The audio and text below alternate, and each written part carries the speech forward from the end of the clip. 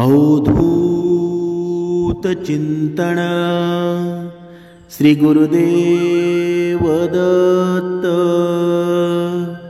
जय जय रघुवीर समर्थ। सद्गुरु चरणांना नतमस्तक होऊन आपण या निरूपणास सुरुवात करूया। समर्थांनी सांगितलेलं आहे की या माणसाच्या मनामध्ये किती प्रश्न निर्माण झालेले असतात। जिथे बघावं तेव्हा त्याच्या मनामध्ये प्रश्न आणि प्रश्नच निर्माण होतात, पण तो स्वतःला कधी प्रश्न विचारतो का? कधीच विचारत नाही। कारण जोपर्यंत मनुष्य स्वतःला प्रश्न विचारत नाही ना, तोपर्यंत त्याला उत्तरच मिळणार नाही। कारण हा माणूस असतो तो स्वतःच्या प्रश्नाचं उत्तर आहे ना, ते स्वतःकडेच असतं, पण तो स्वतःमध्ये बघा, स्वतःच्या मनामध्ये कधी फिरून बघतो का की माझ्या प्रश्नाचं उत्तर माझ्याकडेच आहे? जो मनुष्य असतो तो स्वतःच्या मनामध्ये टोकावून पाहतो ना, त्याला लगेच उत्तरं सापडली जातात आणि लगेच त्याचं दुःखांचं रूपांतर सुखामध्ये होऊन जातं। पण जो व्यक्ती असतो की जो आपली उत्तरं असतो तो इतरांमध्ये शोधत असतो, तर त्याच्या जीवनामध्ये दुःख कधीच कमी होत नाही। म्हणून समर्थांनी सांगितलेलं आहे की तुमच्या जीवनातलं मेन मुद्दा आहे ना, ते तुमचे दुःख आहे आणि हे दुःख तुमच्या स्वतःकडेच आहे आणि त्या दुःखांचं निवारणसुद्धा तुम्ही स्वतःच करणार आहात। म्हणून स्वतःच्या मनामध्ये अगोदर झाकून पहा, बघा तुम्हाला उत्तर मिळाल्याशिवाय राहणार नाही। माणसाचं जीवन आहे ना, या आयुष्यामध्ये बघा जोपर्यंत जिवंत आहे ना, तोपर्यंत अमाप संपत्ती कमवतो, अमाप पैसा कमवतो, पण तरीसुद्धा त्याची हाव जाते का? कधीच जात नाही। कारण का?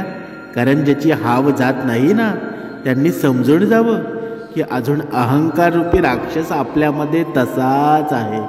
तो जागा आपण ठेवलेला आहे, पण जेव्हा तो झोपून जाईल ना, तेव्हा सद्गुण रूपी विचार तुमच्या जीवनामध्ये येतील।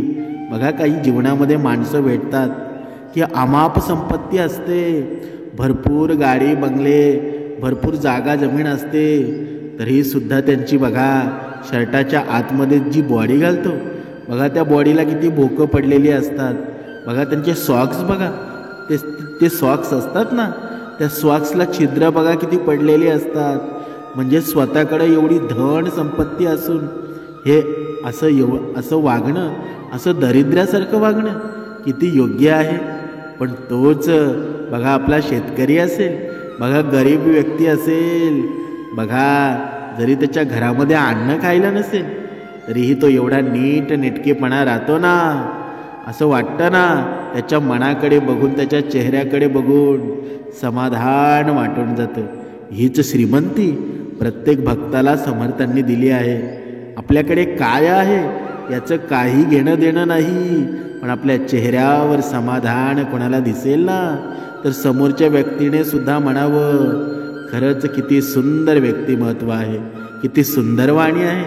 नाहीतर तुझ्याकडे भरपूर संपत्ती असून तरीही तुझ्या चेहऱ्यावर बघा कितीतरी वाईट विचारांचे वादळ आलेले असतात।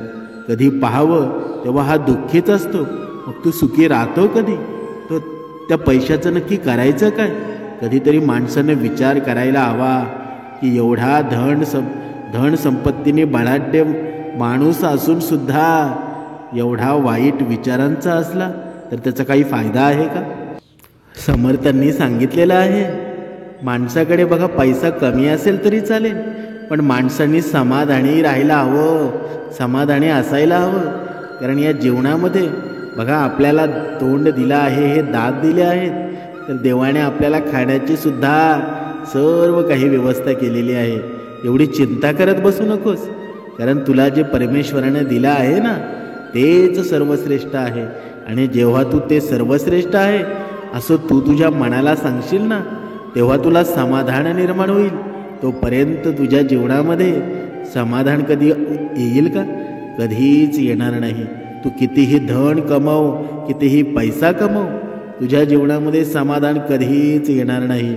पण ते समाधान जर नसेल तर त्या जीवनाला काही अर्थ आहे का?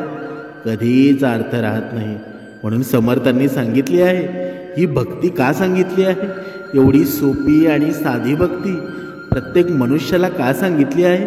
त्याचं कारण असं, या भक्तीमध्ये एक सामर्थ्य आहे, या भक्तीमध्ये एक ऊर्जा आहे. ती ऊर्जा असते ना, या मनाला स्थिर बनवत असते, या मनाला एकांत करत असते. आणि जेव्हा हे मन एकांत होतं ना, तेव्हा हे मन एकांत झाल्यानंतर अहंकार रूपी रावण आहे ना, तो या मनातून बघा बाहेर प्रवेश करतो. त्याला मनामध्ये स्थान राहत नाही. कारण अहंकार रूपी रावण राहतो कुठे?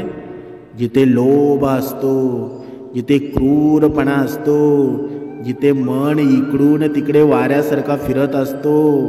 मग जिथे मनच नसेल एक स्थिर, तर तो अहंकार तिथे राहीलच ना. पण जर मन आपलं एक स्थिर झालं ना, तर अहंकार रूपी रावणाला तिथे वाराच मिळणार नाही.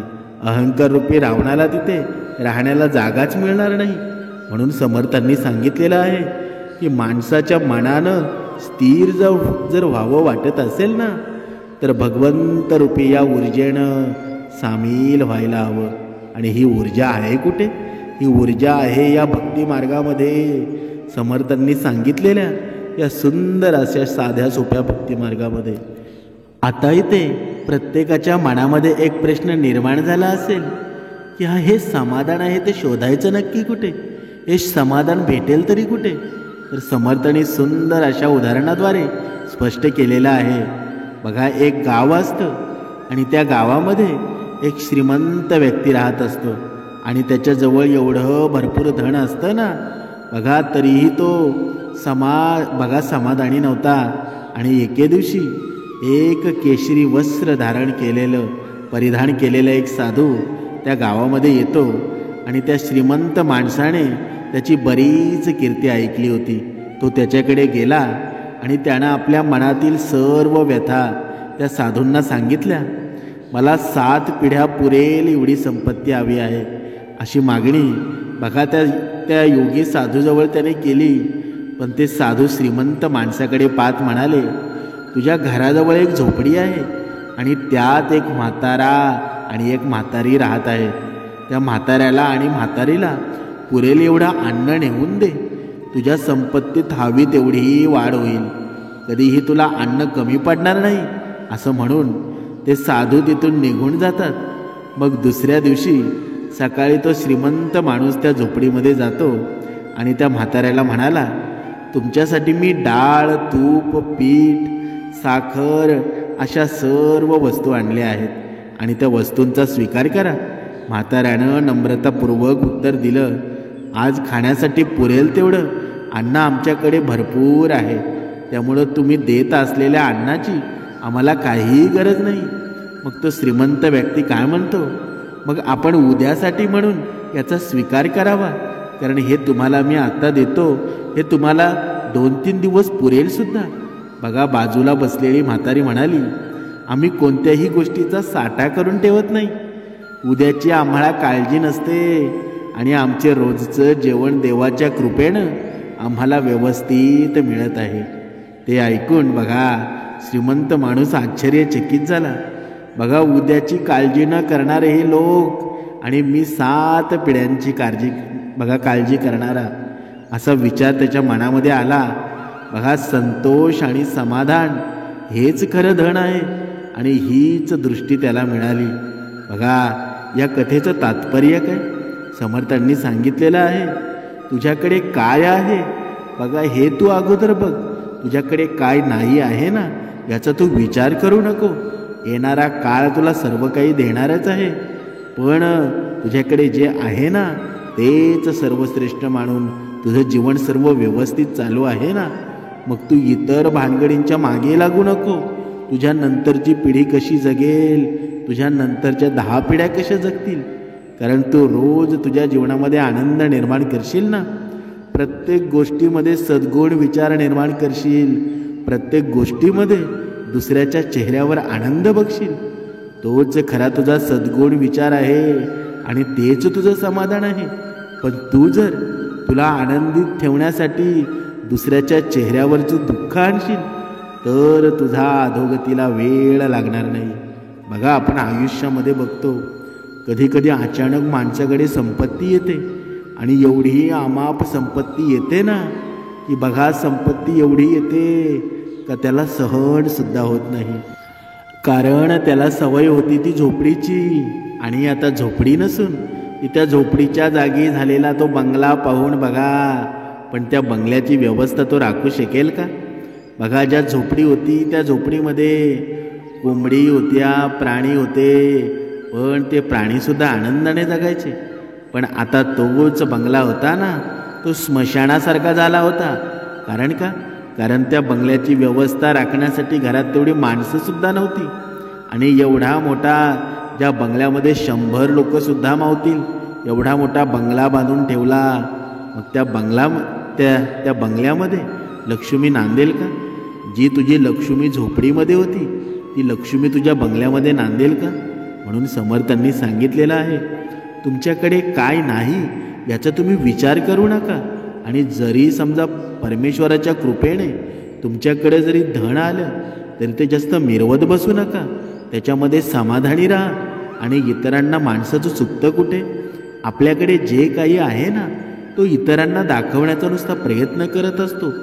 पण जे स्वतःकडे सर्वश्रेष्ठ आहे ना, समर्थांनी सांगितलेलं आहे, तुमच्याकडे जे काही सर्वश्रेष्ठ आहे ना, की ते तुम्हाला आयुष्यभर पुरेल, ते तुम्ही इतरांना दाखवत सुटू नका.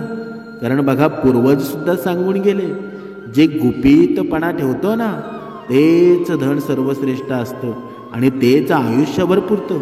बघा, आत्ताची मुलं बघा, आत्ताची माणसं बघा, जरी एखादा मोबाईल घेतला, एखादी सोन्याची चेन घेतली, बघा दुसरं काही घरातल्या वस्तू घेतली ना, लगेच आपल्या स्टेटसवर ठेवतात, व्हॉट्सअपवर ठेवतात. जेणेकरून आपण जेव्हा गाडी घेतो, गाडीसुद्धा सर्व काही गोष्टी म्हणजेच का, म्हणजेच लोकांनी पाहावं आणि लोकांनी त्यावर रिॲक्ट व्हावं, लोकांनी आपली प्रशंसा करावी का बघा किती मोठा व्यक्ती झाला, किती हा काय काय घेतोय, किती श्रीमंत झाला. पण मनुष्याला मात्र ते कळत नाही. कारण जेव्हा दुसरी माणसं बघतात की ते सर्वजण चांगलाच विचार करतात का? कधीकधी बघा, कधीकधी 90% माणसं असतात ना की तो दुर्विचार करत असतात, की तो एकच विचार करत असतो, याच्याकडे पैसा आला कुठला बघा. पण जो चांगला व्यक्ती असतो तो हाच विचार करत असतो, याने जे काही घेतलं आहे ना ते खूप सुंदर केलं आहे, याची संपत्ती अजून अजून वाढत जाऊ. पण या जगामध्ये अशी विचार करणारे किती लोक उरले आहेत, कधीतरी याचासुद्धा विचार करावा लागेल. समर्थांनी सांगितलं आहे की याच्यातच नव्हे तरी ही शोकांतिका एवढी मोठी आहे की भक्तिमार्गे असलेला माणूससुद्धा, या श्रवणामध्ये असलेला माणूससुद्धा असं वागतो, मोठेपणा करण्याचा प्रयत्न करतो.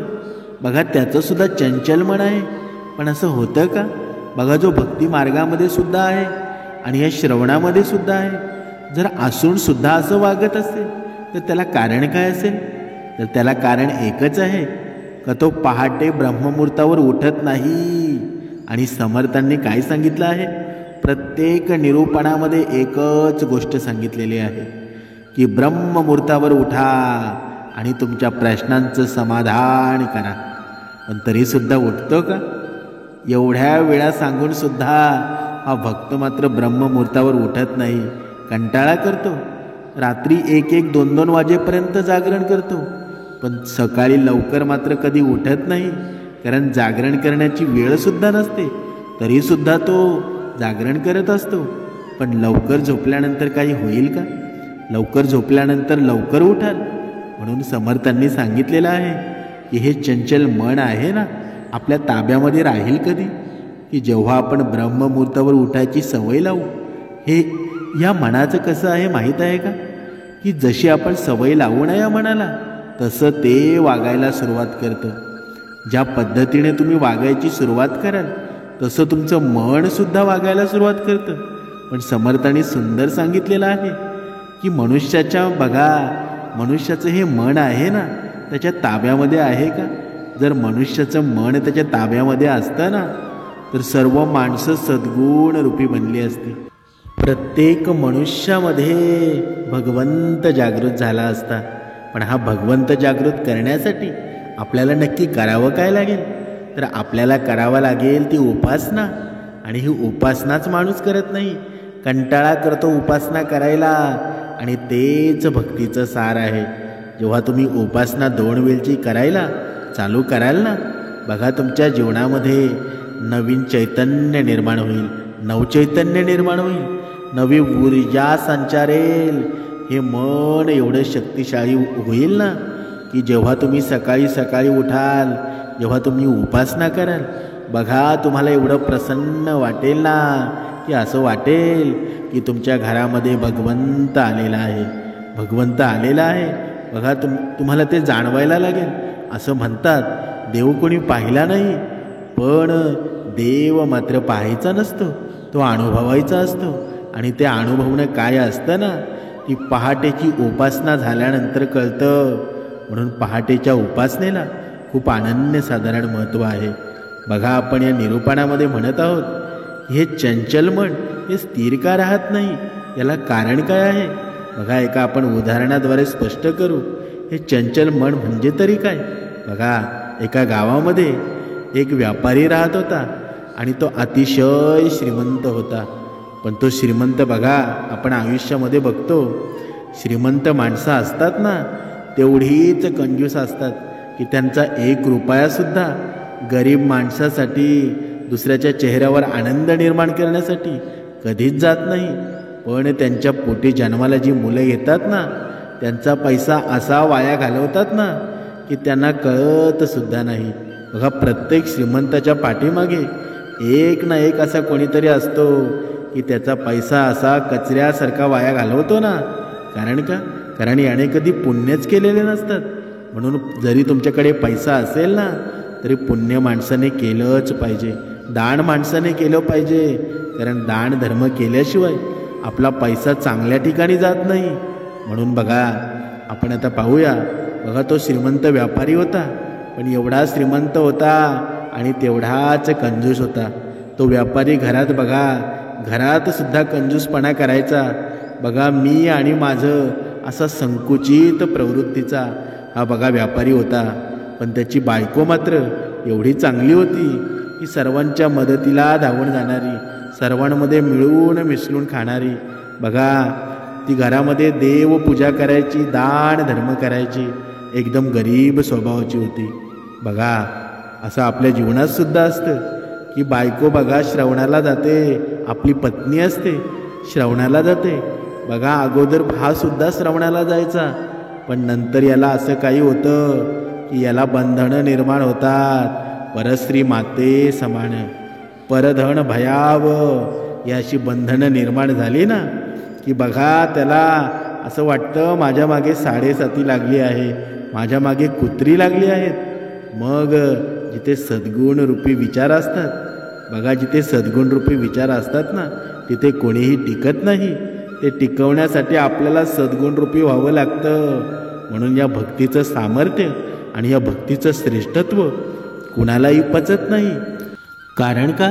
कारण या भक्ती मार्गामध्ये काही बंधनं ठेवलेली आहेत, आणि बंधनं जो पाळतो ना तोच या भक्ती मार्गामध्ये टिकतो.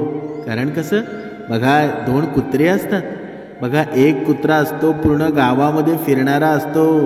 जिथे अन्न भेटेल तिथे तो प्राशन करत असतो, जिथे अन्न भेटेल तिथे तो ग्रहण करत असतो. आणि एक कुत्रा असतो ना, त्याच्या गळ्यामध्ये पट्टा असतो. तो पट्टा असलेला कुत्रा असतो ना, जो त्या घराची राखण करतो ना, त्याच घरातलं अन्न खातो. बाकी त्याला कितीही सोनं दिलं, कितीही सोन्याचा घास दिला ना, तरीही तो त्याला भुलला जात नाही. पण हा मोकाट कुत्रा असतो ना, बघा कुणी जरी काही दिलं ना तरी ते प्राशन करतो जेणेकरून माझं पोट भरावं. पण त्या पोटामध्ये जरी एक वेळ अशी येते की एखादा मनुष्य असतो ना, तो त्या भातामध्ये बघा असं विष टाकून देतो. आणि एक वेळ याच्या जीवनामध्ये अशी येते का याला मृत्यूशिवाय काहीही पर्याय उरत नाही. पण तोच कुत्रा जर एखाद्या घराची राखण करत असेल, कुणीतरी पाळला असेल, तो बघा त्याचा मालक असतो, तो त्याला मारण्यासाठी कधी प्रयत्न करेल का? कधीच करणार नाही. उलट त्याचं प्राण कसं जिवंत तो राहील ते तो प्रयत्न करेल. असंच भक्ती मार्गाचं सुद्धा आहे. ज्या परमेश्वराची आपण भक्ती करतो, बघा, जर आपण एकांत रूपाने दृढ निश्चय धरून जर भगवंताची आपण भक्ती केली तर बघा, भगवंतसुद्धा आपल्याला प्रत्येक प्रश्नामध्ये, प्रत्येक संकटामध्ये आपल्यासोबतच असेल ना. कारण या जीवनाचं सारच आहे ना, जीवनाचं सत्यच आहे की माणूस प्राणी आहे, हा जीव आहे, त्या प्रत्येकाला सुख आणि दुःख येणारच आहे. कारण या जीवनाच्या दोन बाजू आहेत, एक छापा आणि काटा.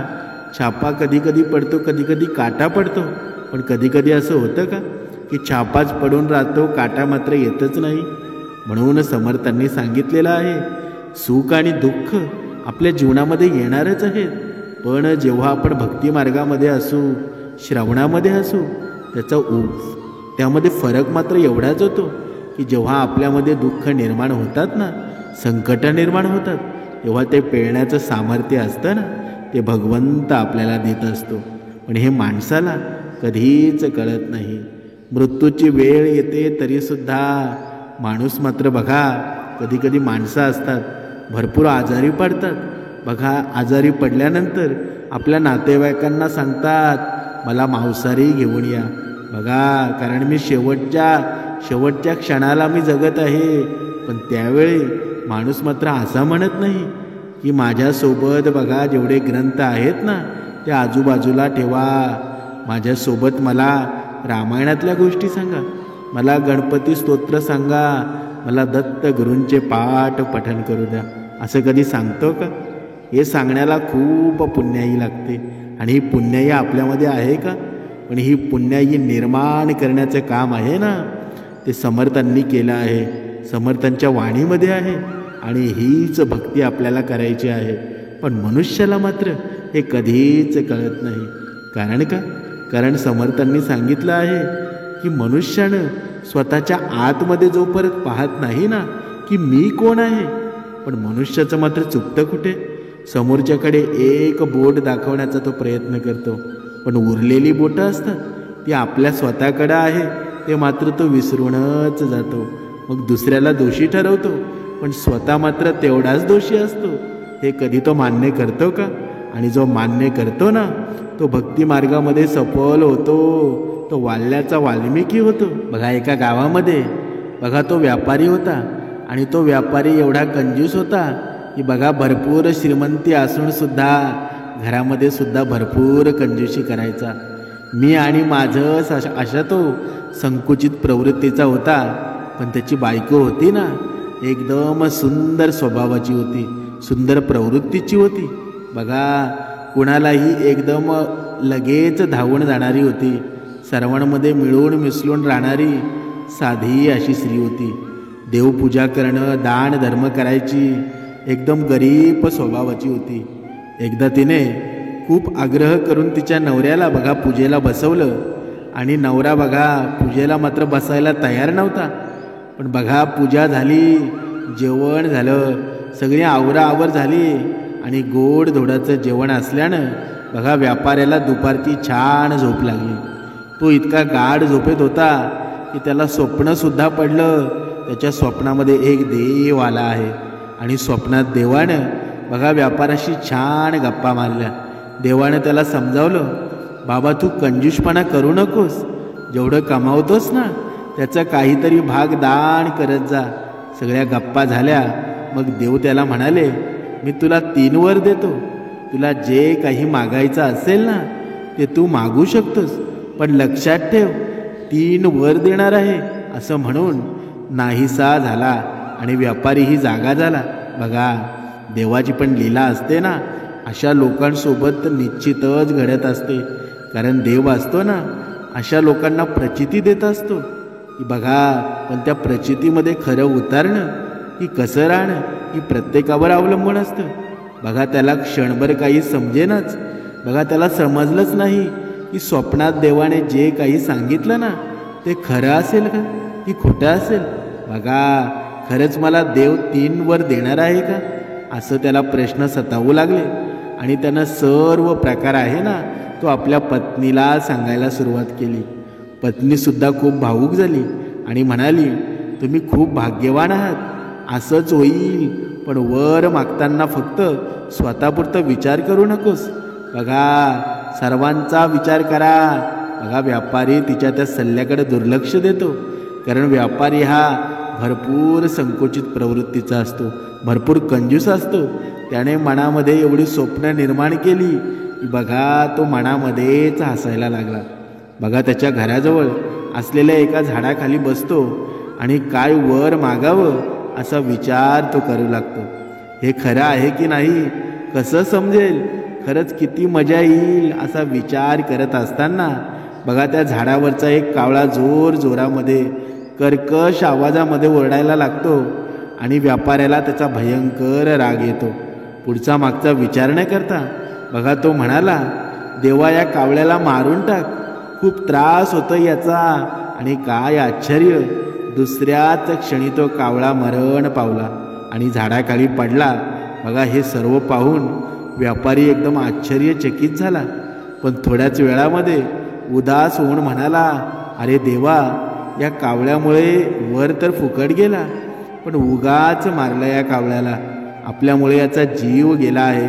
जिवंत करता आलं तर बरं होईल, नाहीतर उगाच मला या हत्येचं पाप लागेल. आणि असं म्हणल्या तो कावळा पुन्हा जिवंत होऊन तिथून उडवून गेला. बघा हे पाहून अधिकच दुःखी झाला आणि त्याला स्वतःचा राग सुद्धा आला. या कावळ्यामुळं माझे 2 वर फुकट गेले. काय आपलं नशीब आहे. आपण कुठेतरी दुसऱ्या ठिकाणी जाऊ आणि नीट विचार करून मगच 3रा वर मागू.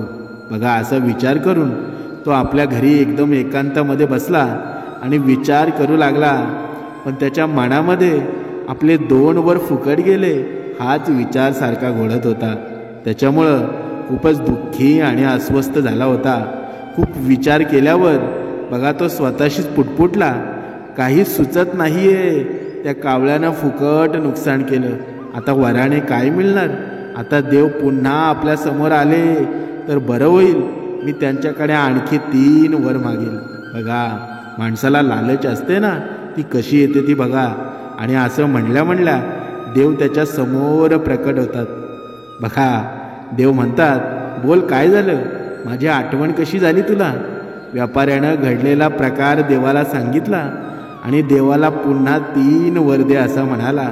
तेव्हा देव त्याला म्हणाले, हे बघ मी तुला 3 वर दिले होते, तू वाया घालवलेस. आता काहीही मी तुला देऊ शकणार नाही, पण तू एक गोष्ट नक्कीच ध्यानात ठेव, मन हे फार चंचल आहे आणि मनावर ताबा मिळवणं म्हणजे सगळंच मिळवणं आहे.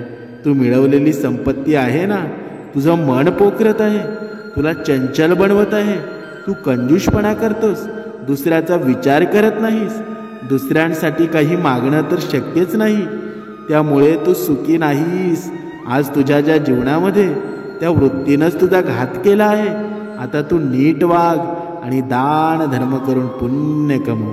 बघा या कथेचं तात्पर्य काय, समर्थांनी सांगितलं आहे की हे माणसाचं चंचल मन आहे ना, तुमच्याकडे कितीही अफाट श्रीमंती असू द्या, कितीही गाडी बंगले असू द्या, पण जोपर्यंत तुमच्या मनातला अहंकार जात नाही, तुमच्या मनातला लोभ जात नाही, तोपर्यंत या श्रीमंतीचं काय करायचं आहे. बघा तुमचं आत्ताचं जीवन आहे हे जेमतेम 60 ते 70 वर्ष आहे.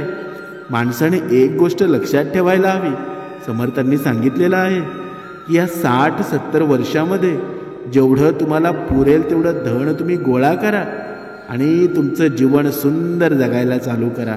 हा एक जरी नियम माणसाने पाळला ना, तरी माणूस सुखी होऊन जाईल, या दुःखाच्या त्रासामधून बाहेर निघेल. पण मनुष्य तसा करतो का. बघा काही माणसं असतात, बघा ते मुलाला सुद्धा वेगळे काढतात आणि स्वतः नवरा बायको जीवन वेगळे बघा जगायची सुरुवात करतात. कारण त्यांनी कमवलेलं धन असतं ना, त्या धनाचा त्यांना व्यवस्थितपणे आनंद घ्यायचा असतो आणि ते घेतात सुद्धा. पण ही बोटावर मोजण्यासारखी लोकं आहेत, याशी करतात. म्हणून समर्थांनी सांगितलेलं आहे, जर तुमच्याकडे तुमचं आयुष्यभर पुरेल एवढं धन असेल ना, तर निश्चिंत राहा. बाकी काय होणार आहे याचा विचार करू नका आणि निश्चिंत परमेश्वराची भक्ती करा. बघा तुमच्या जीवनामध्ये किती आनंदसुद्धा निर्माण होईल आणि तुमचं जीवनसुद्धा एकदम ऊर्जावान होऊन जाईल. पण मनुष्य मृत्यूची वेळ येते तरीही सुद्धा त्याचं धन कमवणं बंद होतं का? धन कमवता कमवता तो मरून जातो. हे जगाचं हे सत्य आहे. आणि हे सत्य समर्थांनी सांगितलं आहे की मनुष्य असं का करत नाही. त्याचं कारण एक आहे, कारण त्याला भक्तिमार्ग सापडत नाही. आणि आता ज्या भक्ताला भक्तिमार्ग आपला सापडलेला आहे, समर्थांनी जी भक्ती सांगितलेली आहे, तरीही सुद्धा आपण कंजूषपणा करतो. कधीतरी विचार करा, कारण माणूस बदलायला वेळ लागत नाही. ज्याप्रमाणे नारदांनी सांगितलं आणि वाल्याच्या बघा त्या वाल्याने मनावर घेतलं आणि रामायणसारखं बघा कवित्व निर्माण केलं. रामायण हा ग्रंथ लिहिला, ही साधी गोष्ट आहे का? बघा, म्हणून संतांची संगत जेव्हा तुमच्या जीवनामध्ये घडेल ना, नक्कीच तुमच्या जीवनाचा कायापालट झाल्याशिवाय राहणार नाही. आणि ही संतांची संगत घडेल कुठे? तर तो एकमेव मार्ग आहे भक्तिमार्ग. समर्थांनी जी भक्ती सांगितली आहे ती योग्य ती भक्ती करा. दुसऱ्याच्या चेहऱ्यावर आनंद निर्माण करा. तुमच्या चेहऱ्यावर सुद्धा आनंद निर्माण झाल्याशिवाय राहणार नाही. जय जय रघुवीर समर्थ.